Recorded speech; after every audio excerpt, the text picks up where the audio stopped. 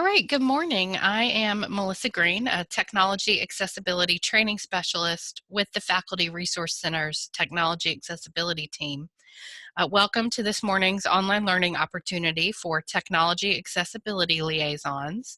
As mentioned in the event invitation, the purpose of these off-week meetings is to share the technical assistance provided during the biweekly accessibility meetings. With those who are not in attendance. Keyboard access and visual focus were the topic of the technical assistance portion of last week's biweekly accessibility meeting. So if you attended the May 1st meeting, this will be a repeat. You're welcome to attend again as a refresher, or if you wish to exit the meeting at this time, no harm, no foul. This meeting is being recorded, and a link to the recording will be made available to all liaisons and others who RSVP'd to the meeting. I'll also share links to resources that address the topic of keyboard access and visual focus. Keyboard access and visual focus were the topic of last week's meeting. We kicked off our discussion by watching a brief video about keyboard compatibility, which we will take a look at now. Web accessibility perspectives. Keyboard compatibility. Not being able to use your computer because your mouse doesn't work is frustrating. Many people use only the keyboard to navigate websites, either through preference or circumstance. Whether it's temporarily limited mobility, a permanent physical disability, or simply a broken mouse, the result is the same. Websites and apps need to be operable by keyboard. Web accessibility. Essential for some, useful for all. Visit w3.org/WAI/perspectives for more information on keyboard compatibility. Web accessibility. If you haven't seen those web accessibility perspective video, I recommend you check them out. We have links to them from the web accessibility resources page of our website. They're great, they're short. You can actually see a compilation of all of them that is around, I think, 7 minutes long, but a great brief introduction to several different aspects of web accessibility. So as mentioned in the video, many people can't use a mouse and rely on the keyboard to interact with the web. People who are blind, some people with mobility impairments rely on the keyboard or on assistive technologies and strategies that use keyboard commands, such as voice input. Accessible websites enable people to access all content and functionality, whether that be links, forms, media controls, etc., through a keyboard just as easily as they allow users to access them through a mouse. Keyboard focus should be visible and should follow a logical order through the page elements. And visible keyboard focus could be a border or a highlight that moves as you tab through the web page. How can you check to see whether your websites support keyboard access and have visible focus indicators? Well, here's what to do. So first of all, if you are doing your testing on a Mac, which I'm not today, I'm on a PC, so I have a screenshot from the Mac OS settings pulled up on the screen now.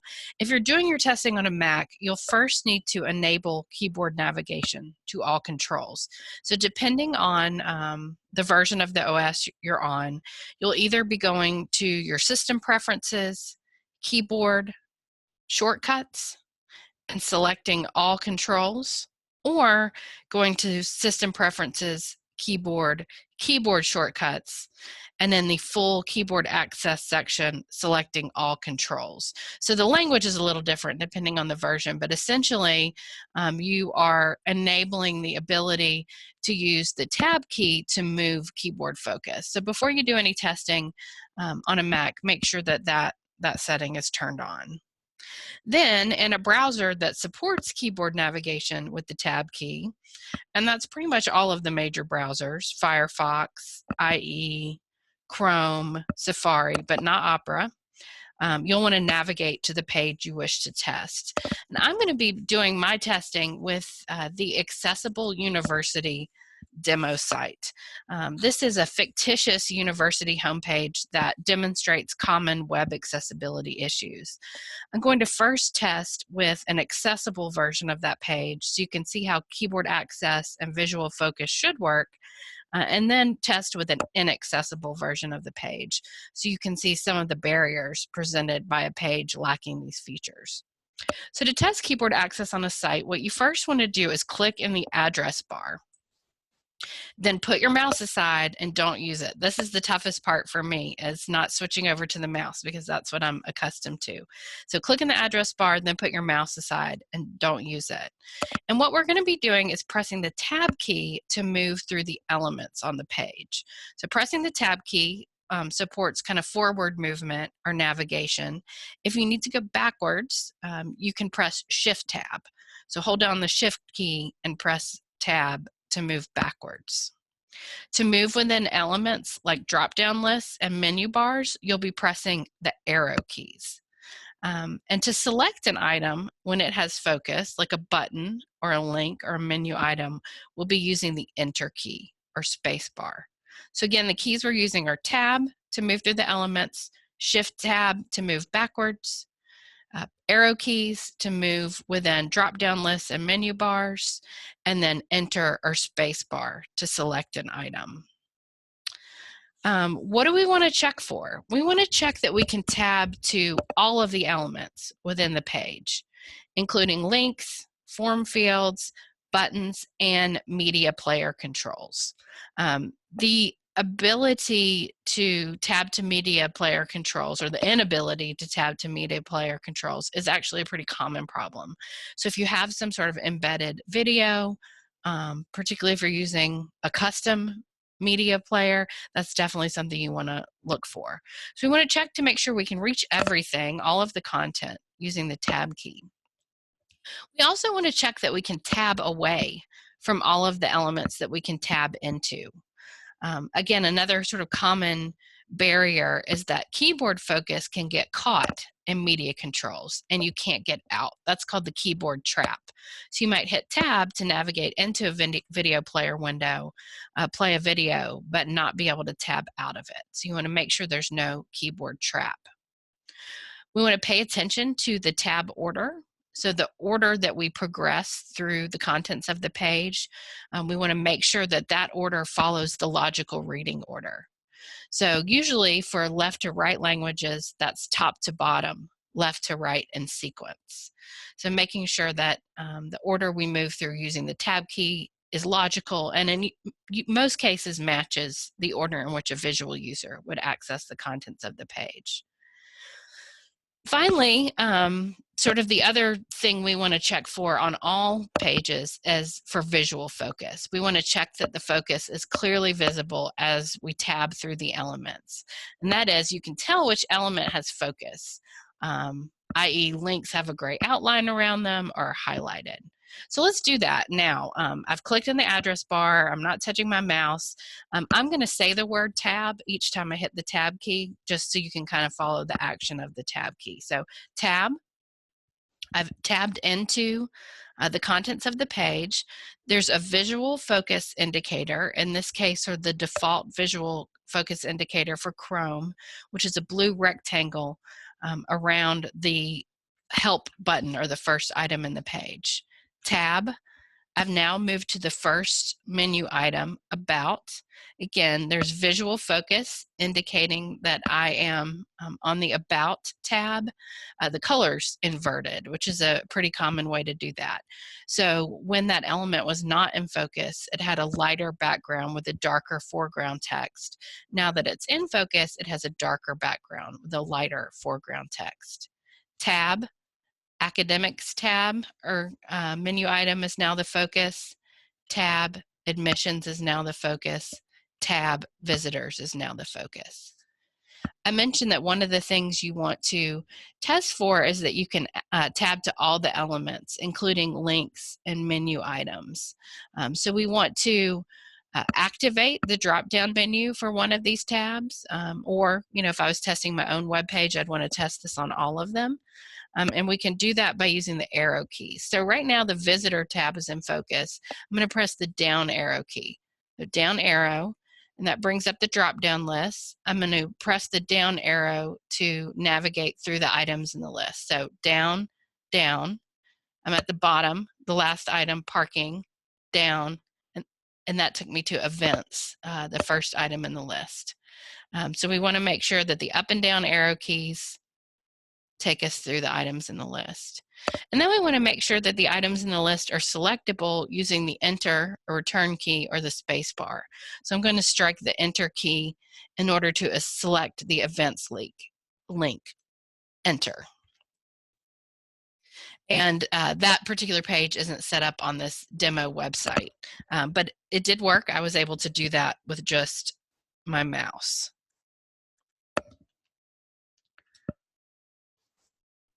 All right, so tabbing back into the contents of the page, I can see that there's visual focus. I was able to use my mouse to bring up a list of menu items, navigate through those menu items, and make a selection. I'm going to continue tabbing through the content in the page. So tab, visual focus is now on the link, the text of which is Students Engineering Award. So this link is indicated really nicely. It's underlined to indicate that it's a link, but again, because this page is set up well for keyboard access, we can also see visually that the focus is on the link by way of that blue rectangle. Tab, the left media control is now in focus. So if I wanted to go back, I could hit the enter key. I can continue to do that to cycle through the content. Tab, now the forward button is within focus. If I want to move forward, I can do that with the enter key. Enter, enter, enter. Tab, now the numbered options for cycling through the slider or carousel content are within focus. So 1 is in focus, tab 2 is in focus, tab 3 is in focus. Tab, the next link is in focus, tab, link in focus, tab, link in focus, tab. So now we've navigated to the content in the right sidebar, which is a form. Form fields should be visibly indicated, and we have that again with our blue rectangle. Tab, tab, tab, tab, tab, tab. Now we have a list of checkboxes for desired major. The first list item is in focus. It's labeled computer science. Tab, second item is in focus, engineering. Tab, economics, and so on. Our text entry field is in focus, tab, and now the submit button is in focus. We should be able to submit the form by striking the spacebar or the enter key. I didn't fill out, so I'm probably going to get an error, but let me try to do that now. Enter. Yeah, please fill out this field. Tab, enter. Okay. Well, this illustrates another accessibility principle, which is that we're getting a visible error message. Now let's see if it'll let me do it. Enter to submit. There we go, success. And we get a visible message indicating success. So this page, again, is sort of exemplary of good practices. We were able to tab into all of the elements, including the links, the form fields, the buttons, and the media player controls. I didn't check to see if I could tab away from elements that I tabbed into, but I could do that by using Shift Tab to go backwards. Actually, I did with the slider controls. So I was able to tab out of them by continuing to strike tab or using Shift Tab. The tab order makes sense, so top to bottom, left to right, and then our form in the right sidebar. The visual focus is clearly visible as I tab through the elements. So the links had an outline around them, the form fields had an outline around them, the menu items, the CSS specified a style that would change when those received focus. We checked to make sure we could do everything with the keyboard, so we didn't need the mouse to advance the slider or in order to submit the form. We check the drop-down list to make sure that after we tabbed into the drop-down list, we could use the arrow keys to move through all of the options. And that once we got to an item in the list that we wanted to select, we were able to do that. One thing that to me is not super evident on this page that I'm going to go to another page to illustrate is the skip to main content link. So I'm going to go to ua.edu because I like the way that the university does that on our top level homepage. So some pages have a link at the beginning of the page that allows users to skip over top navigation to the main content on the page. What you want to do is navigate to this link with tab and then press enter to activate the link. The link may be hidden until the tab key is struck. That's a pretty common accessibility practice. So we want to test to see if it becomes visible when we hit the tab key, and that when we hit enter to activate the link, we want to make sure that the screen visually jumps over the navigation to the beginning of the page. So I'm clicking in the address bar, and then I'm going to set my mouse aside. And I'm now going to strike tab to see if we get a skip to main content link. So tab. In the top left of the page, so within the navigation bar, we now have a link labeled skip to content. Visual focus on that link is indicated in a couple different ways. It has a dark blue background with white foreground text, and there's a dotted line around that item. So now that it's within visual focus, I'm going to hit enter to skip to content, and I want to just make sure that the page content visually shifts past the top level navigation. So enter, and we were able to accomplish that. Between the Accessible University homepage and UA's own homepage, we were able to see how things should work when a site is set up well for keyboard access and visual focus. I'm going to contrast that with the inaccessible version of the Accessible University demo site. So visually, this looks very similar to the accessible site that had good keyboard access. But as we'll see in just a moment, it's not accessible at all. So I'm clicking in the address bar, and I'm going to strike the tab key, tab. There's no visible focus indicator, so I'm not really sure where focus is right now. I'm going to keep hitting tab to see if I can kind of figure out where we are in the page. Tab, tab, tab, tab, tab. So the page moved. I'm pretty sure that one of the links is within focus. And because I'm a visual user, I can actually see that that is the case. Down in the bottom left of the browser window, there's a URL. It's the URL for this issues link. To see a list of all known issues, click here. But that link should have visual focus on it. I'm going to hit tab again. Tab, tab, tab. And again, I'm a visual user, so I can see that focus has now shifted to the form in the right sidebar.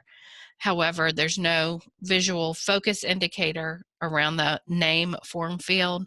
The only way that I know that the name form field is in focus is because I can see that the cursor is blinking. That cursor would not be visible to someone who can't see to see the screen, and would be difficult for many users to see because it's very small and thin. Tab, tab, tab, tab, tab, tab, tab, tab, tab, tab, tab. I'm not really sure where I am right now. Tab. Okay, I'm in the security test box. Tab. And I saw something happen that makes me think I'm on the submit button. Let me go backwards. Shift, tab. Okay, there's a very subtle visual change. So I'm going to tab from the security test text entry box to the submit button. Tab. Very subtle, not really as useful as the visual focus indicator we saw on the accessible version of the page. I don't know if I ever got the option to navigate within the carousel or slider. If I did, it wasn't evident. You know, this page is going to be nearly impossible for a keyboard-only user to use and would be very difficult for many keyboard users to use, just because there's really no visual cues as to where one is in the page. So that's essentially how you would test your own pages for keyboard access and visual focus, is using that strategy, using those keyboard commands to check your own page.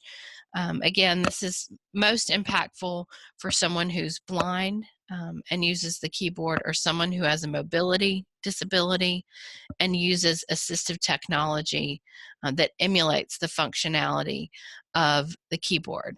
But it also has benefits to other users as well, like we saw in the video. You know, someone whose mouse was broken, someone who had temporary limited mobility due to an injury. So there are many benefits to the keyboard access that is absolutely necessary for some.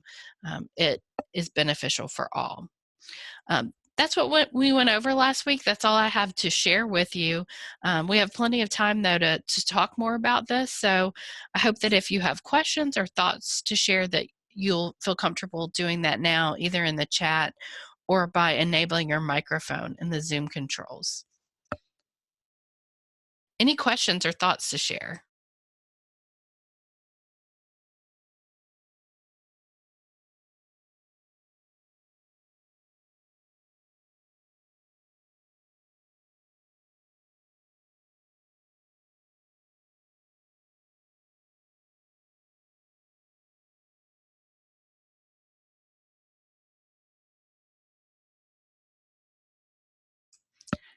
There's a question in the chat box. How do you allow for keyboard accessibility in your browser's back and forward buttons? So that's a great question. That is not something that you should have to be concerned with as a web page designer or developer. There's a number of keyboard commands that are built into the operating system and the browser. So you, as the web content creator, shouldn't have to do anything special to allow for keyboard accessibility, if I'm understanding the question correctly. Let me know if I'm not.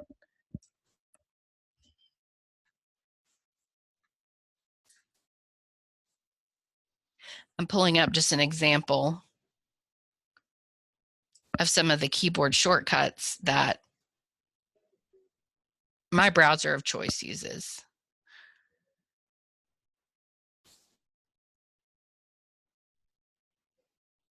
So all of these things, shortcuts in the address bar, tab and window shortcuts, jumping to the address bar, those are all things that are sort of built in by default.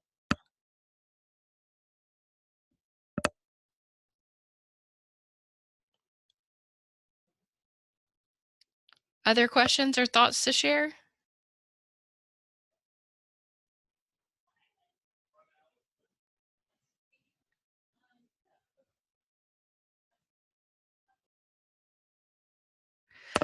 All right, well, I will follow up with a link to this in email, but I wanted to point out to you where on the website some resources that specifically address keyboard access and visual focus can be found.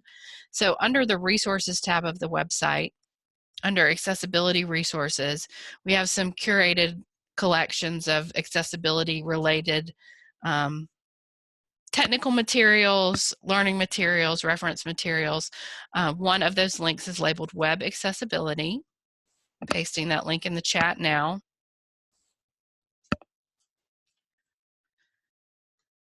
At the bottom of that page are 4 links to resources for web accessibility evaluation, the last 2 of which